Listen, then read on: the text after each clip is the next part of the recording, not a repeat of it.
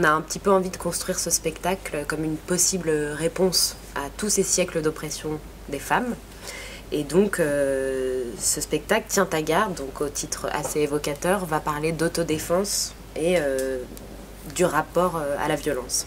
Et on se base sur un livre qui s'appelle Se défendre, une philosophie de la violence, et qui parle de toute une constellation de groupes d'autodéfense à travers les âges et de cette philosophie de comment reprendre les armes, comment se réapproprier une force face à la violence légitime.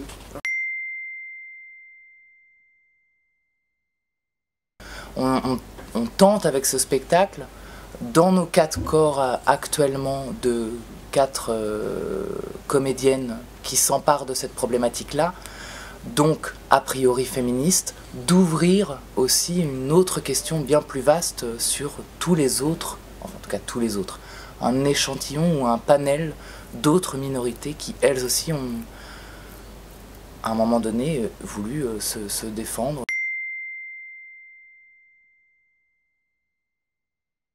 Nous, toujours ce qu'on essaye de mettre en relation avec notre collectif sur scène, c'est de mettre en relation donc nos intimités et la grande histoire.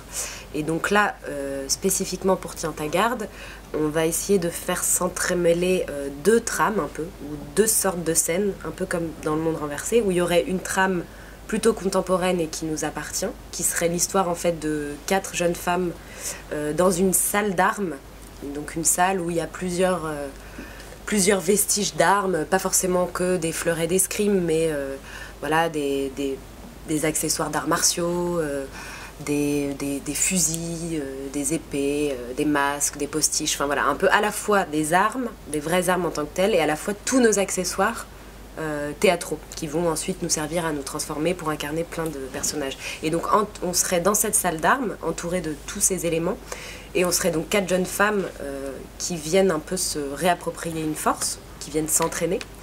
Donc on rencontrerait un peu ces 4 jeunes femmes et leur rapport intime à la violence, à ce qu'elles ont subi ou non, ou pourquoi elles sont là. On part même d'un principe presque de stage d'autodéfense. Voilà, c'est ça. Comme elles viennent faire un stage d'autodéfense, il y a une professeure, on ne sait pas vraiment si elle est prof, mais en tout cas elle essaye un peu d'enseigner dans une espèce de sororité ces principes d'autodéfense. Et donc de ce degré zéro un peu, puisque notre scénographie va représenter une salle d'armes, donc naîtront d'autres scènes qui vont venir entrecouper un peu comme ça cette trame, où là ça va être des scènes vachement plus historiques, avec tout d'un coup des personnages qui ont plus grand chose à voir avec ces 4 femmes a priori. Mais tout à coup on change absolument d'époque, on est à la Révolution française, on est au fin 19e, on est à Londres, on est aux États-Unis, enfin voilà. Et donc dans cette trame vont venir s'entremêler, vont apparaître un peu comme des fantômes de personnages ou des spectres peut-être qui habitent cette salle d'armes et qui vont venir raconter l'histoire, et à chaque fois sous le prisme de l'autodéfense.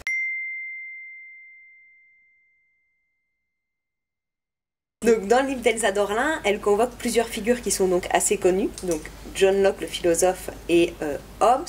Elle parle aussi donc de figures collectives, genre le Ku Klux Klan, Black Panther Party of Self-Defense, et du coup nous on va éventuellement convoquer ces personnages, ces groupes assez connus, et il y aura des personnes peut-être un peu moins connues aussi, des figures qui sont des figures qui n'ont pas forcément de nom.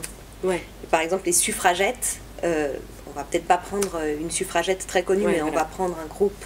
Mais symboliquement on les reconnaîtra, voilà, parce que on reconnaît ces groupes-là.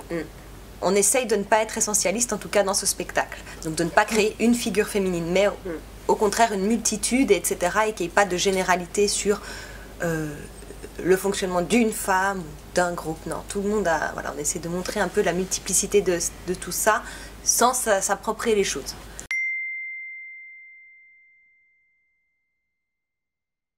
Le collectif Marthe, c'est juste pour faire une référence à leur personnage du Monde renversé qui traversait tout le spectacle et qui racontait différentes périodes de l'histoire via un seul et même personnage pour mieux comprendre, pour mieux être théâtral et saisir les enjeux qu'elle voulait dénoncer précisément.